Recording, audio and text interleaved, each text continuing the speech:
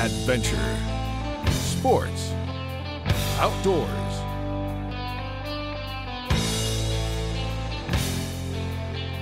With host Harry Canterbury.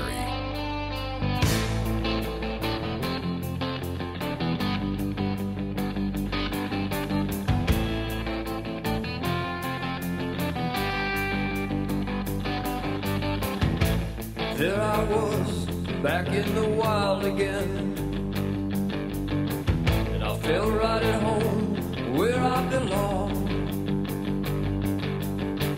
I had that feeling coming over me again, just like it happened so many times before. Yeah.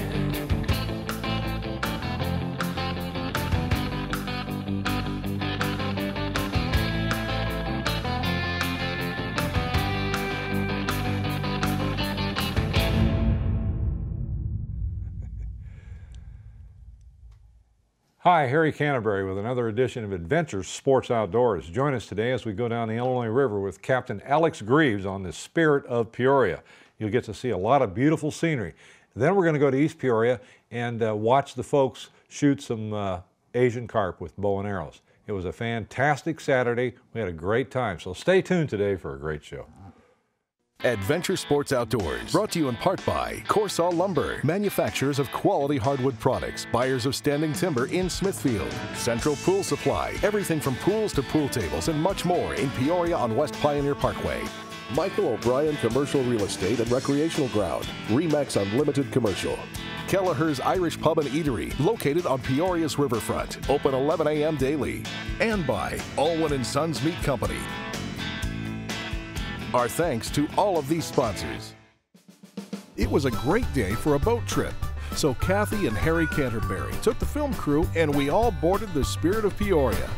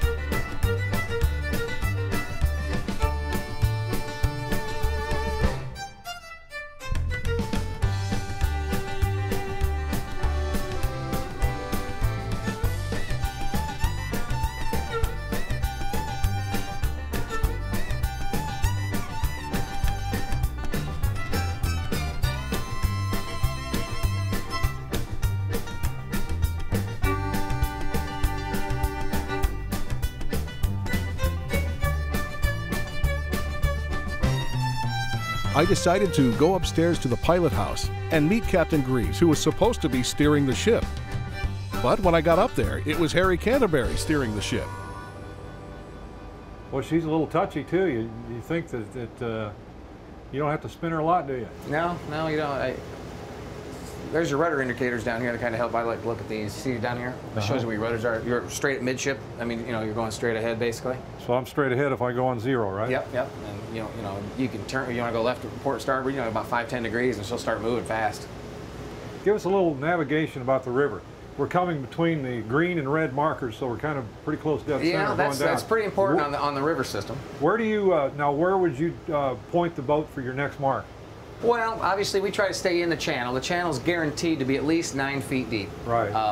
Obviously we're up where the water is very high right now. We're probably still about 6 feet above pool stage. Our pool stage is normally 12 feet, and I think we're right now about 18 feet. So theoretically, you could go just about anywhere on the river right now. Exactly, yeah. We could. We can get on the channel. But the sad part about the upper lake here, when we come through the Peoria Narrows, it's the widest part of the river, but it has some of the narrowest channel. Even though it looks so wide, very few boats will pass in that section of the river. That's why if you ever travel up along 29, you'll see the towboats waiting in the Narrows, because it is deep in the Narrows, and they'll wait there until a boat comes across Peoria Lake from Chillicothe and Mossville area. But the average depth outside the channel in the upper lake is only 18 inches deep. So I always tell people when we get up in the upper lake, if you'd see the red and green buoys, you could pretty much walk to shore if you can make it out of the channel. So well, you're doing a great job. You got this. You got it under control. You got it under control, and for a little while. No problem. Well, it's really nice. It doesn't take a lot of your time, and you can get out here and see the Illinois River. Do you do evening cruises? Yes. Yeah, we have a number of different themed cruises throughout the year. Anything from a Dixieland cruise to our gospel cruises. I like that, yeah. Even a Jimmy Buffett cruise. Really? So, yeah. I got my Jimmy Buffett shirt on. I'm ready for that. You'd fit right in on that night. Yeah. So. I'll bet there's been times when the water's so high you couldn't get underneath there. Well, not this bridge. This bridge is taller than most bridges, and the bridges south we haven't had a problem. But where we've had a problem is the Chillicothe Railroad Bridge, the Lakin Bridge, and the Henry Bridge. Yeah. Those bridges are a little lower. We did a Lakin trip the other day, just a one-day trip up towards Lakin and back, and we cleared that bridge by 3 feet.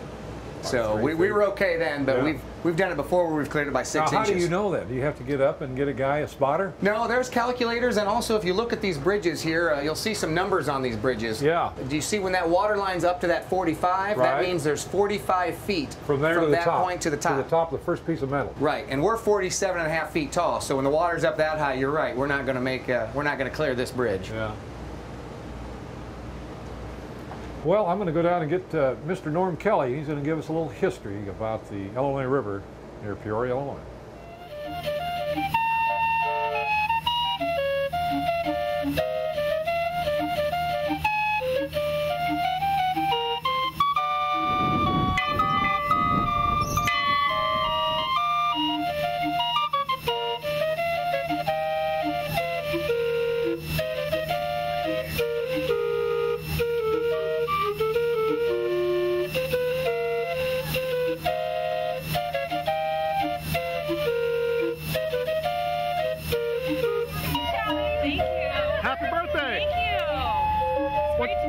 What's your name? Shelly. So we're all here enjoying the beautiful day on the Spirit of Peoria. All right.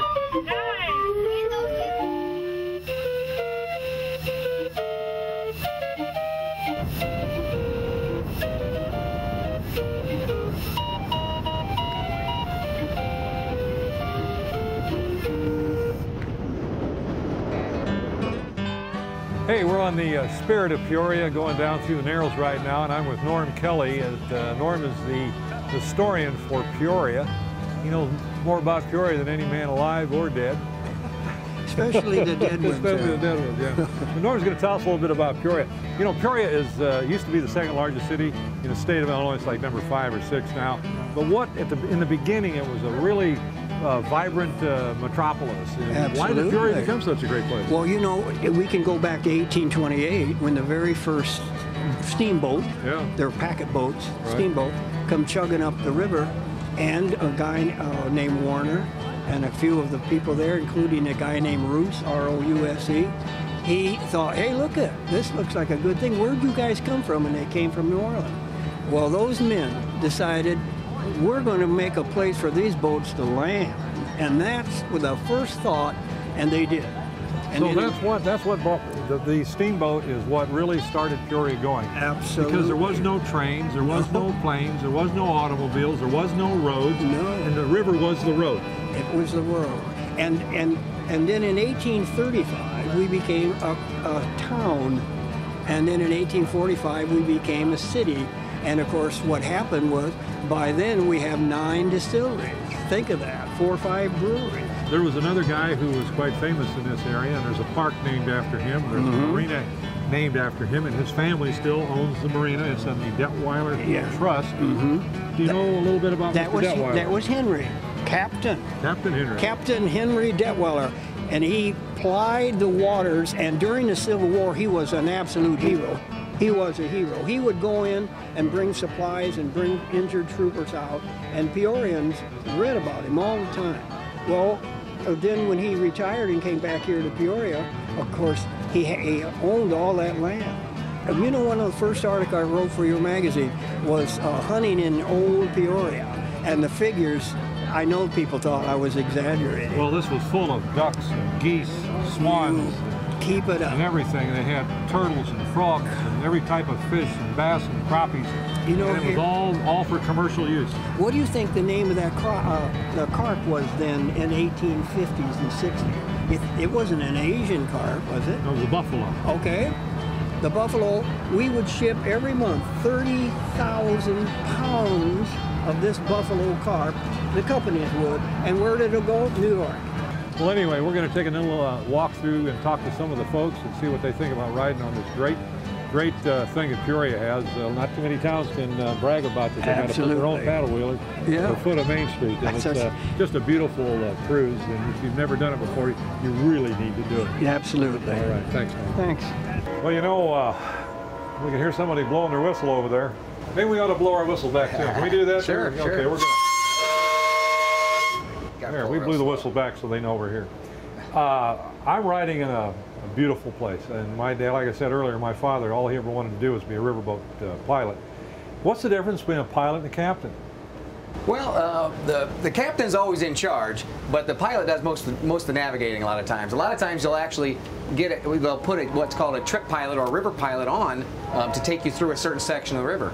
You know, before the lock and the chain of rocks locks was put on down by St. Louis, there was actually a pilot that would actually board your boat to help take the river boats through the rapids. They knew the river. So they knew the river, yes. Now, the way they navigated the river years ago is you had to understand where every snag was, where every stump was, wherever there was a sandbar, a sunken boat, or whatever, you had to know that by memory. Right. They actually you had to actually draw the section of the river that you were going to navigate. You had to prove to the Coast Guard that you could navigate that section, and you had to draw it out by hand every mile of that river that you wanted to navigate. So you had to know every stream, every tributary, yes, every rock.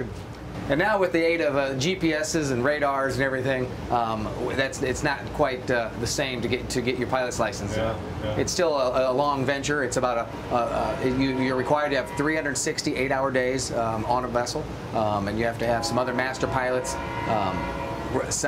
notarize your license, and then you actually have to go to the Coast Guard and take the test. And there's actually a school you can go to in order to get your license. Now, how old are you now? I am 44. You're 44, and how long have you been doing this? 21 years now. So this has been your life. Yes. Yeah. Well, I'll tell you what, I'm very envious, and you're doing something that, you know, you're doing something, when you get up and come down here, this is fun. Yes, it is. It's fun. I like going to work. This is a good time. This is a lot of fun, piloting a boat on the Illinois River. I mean, especially if you've got the history background like myself and many other people, you really, really like it.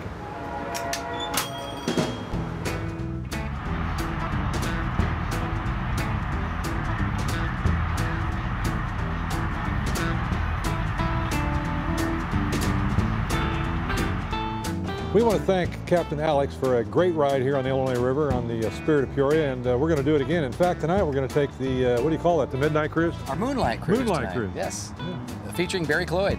And Barry Cloyd is going to be on our show. We've got a CD that he gave us with some great music, and there's a song wrote about this boat, and you'll get to hear that. But I want to thank Alex for a great trip, and if you're ever in Peoria and want to have a relaxing, great time and view the Illinois River, the Spirit of Peoria is the place to do it. Thanks an awful lot. Thank you very much.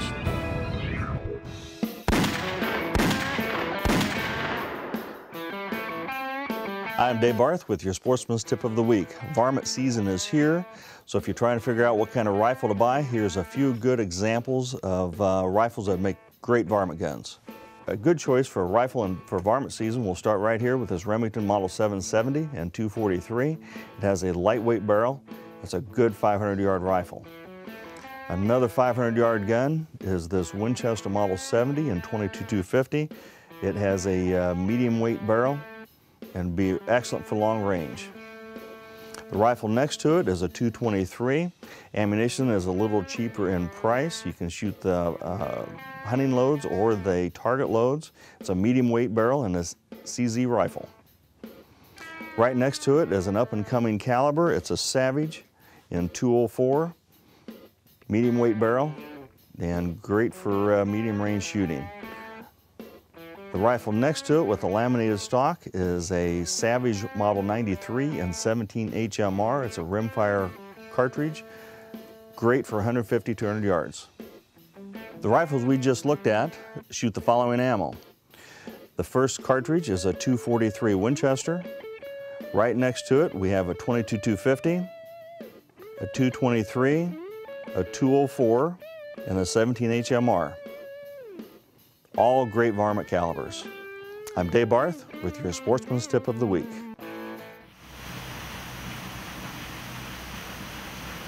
It was time to get back on board the Spirit of Peoria for the night cruise. Entertaining that night was the very talented Barry Cloyd.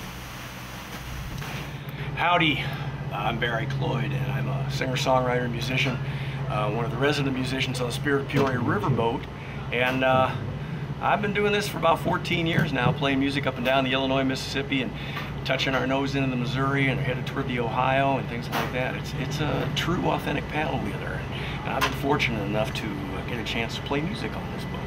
I mean, there are worse ways to make a living, right? There's so much history here, it just jumps out of the river right at you, along with the Asian carver, of course. Time machine. Feel the whistle blow right up your spine. Catch the emerald blue reflecting sun. Passage to a simpler world is laying on the tide. Now this river is a time machine. Come on, take a ride.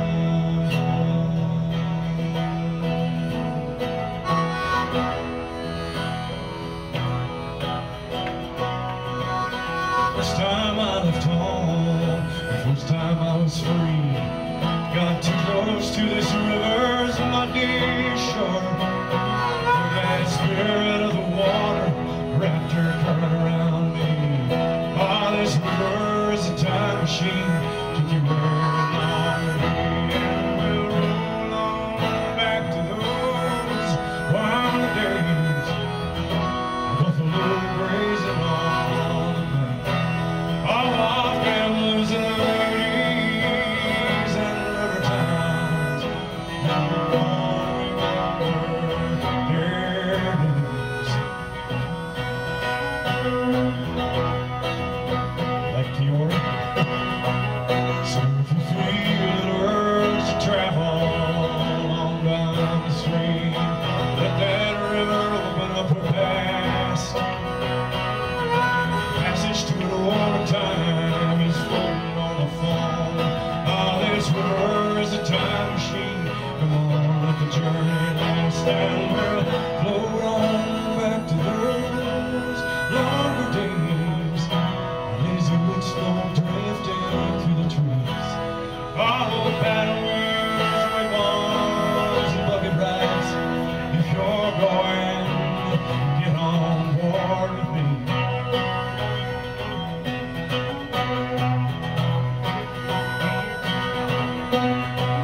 And feel the whistle blow right up your spine. Take the emerald blue reflecting sun. Passage to a simpler world is laying on the tide. Now this river is a time machine. Come on, take a ride.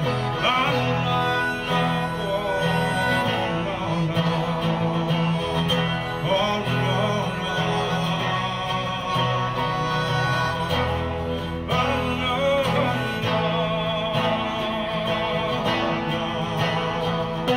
on, take a ride. Take a ride.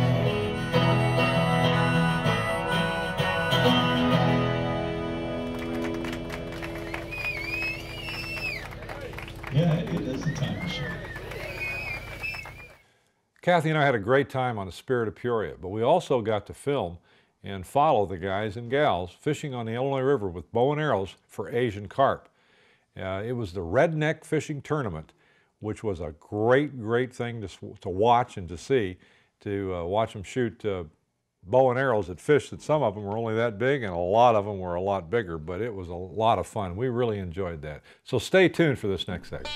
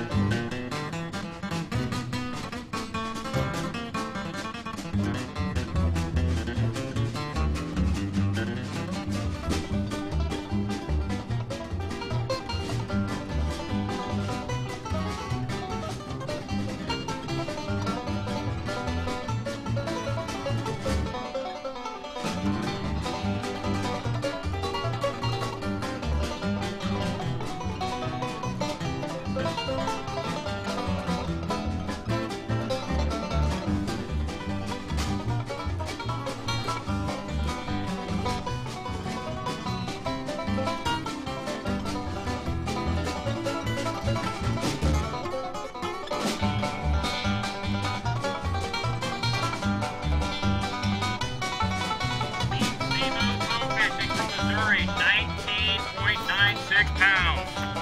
19.96 pounds. We've got a new leader for big fish. 146 pounds, 0.48 ounces.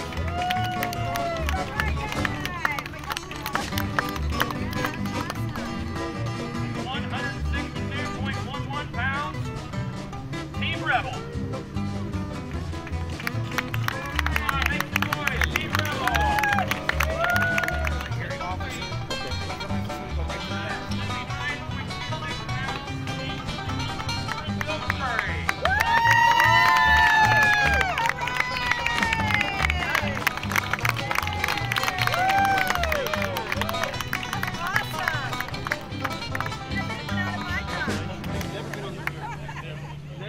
Adventure Sports Outdoors, brought to you in part by Corsaw Lumber, manufacturers of quality hardwood products, buyers of standing timber in Smithfield. Central Pool Supply, everything from pools to pool tables and much more in Peoria on West Pioneer Parkway.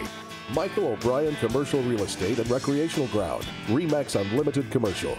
Kelleher's Irish Pub and Eatery, located on Peoria's riverfront, open 11 a.m. daily. And by Allwyn & Sons Meat Company. Our thanks to all of these sponsors. Hope you enjoyed the show about the Illinois River. It's where I recreate, it's where I hunt ducks, it's where I fish, it's where I used to ski, getting too old to ski now, but it's where I boat, and I love the Illinois River. It's not what it used to be, but she's been cleaned up. It's a great place to go, and if you just like to drive down and take a walk along the Illinois River, it is really a very beautiful place to visit. My dad, in 1939, when he graduated from Manual High School, his ambition in life was to be a riverboat captain, and I know why. It's just a neat thing to do and a great place to go. So we'll see you next month.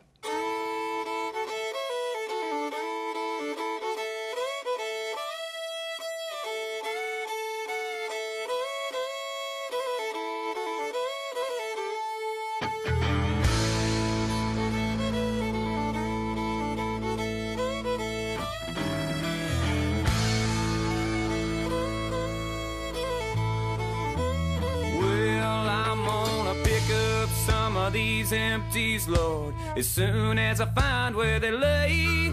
Tied off them jolly and leaving mines on a long hot summer day. And for every day I'm working on the Illinois River, get a half a day off with pay. Oh, towboat picking up barges on a long hot summer day.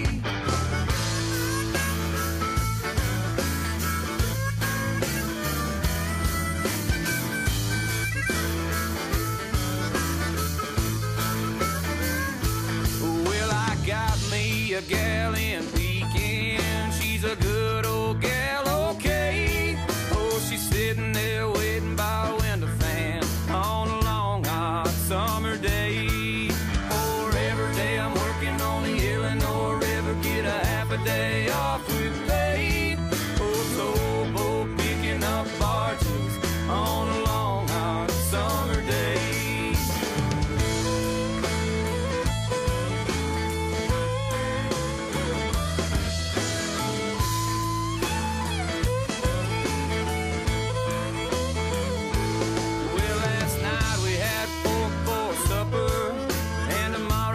Chicken consomme and a fruit jar full of iced tea on a long hot summer day.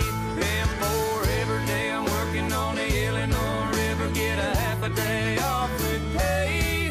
Oh, towboat picking up barges on a long hot summer day.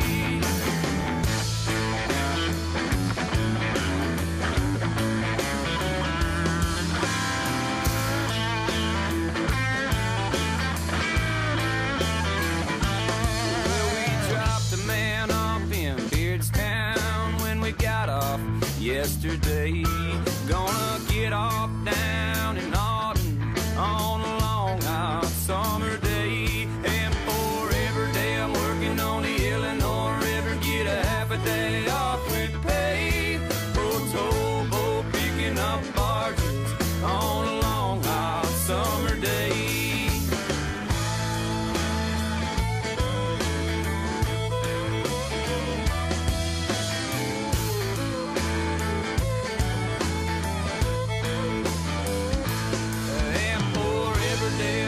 On the Illinois River, get a half a day off with pay. Oh, towboat picking up barges on a long hot summer day. And for every day I'm working on the Illinois River, get a half a day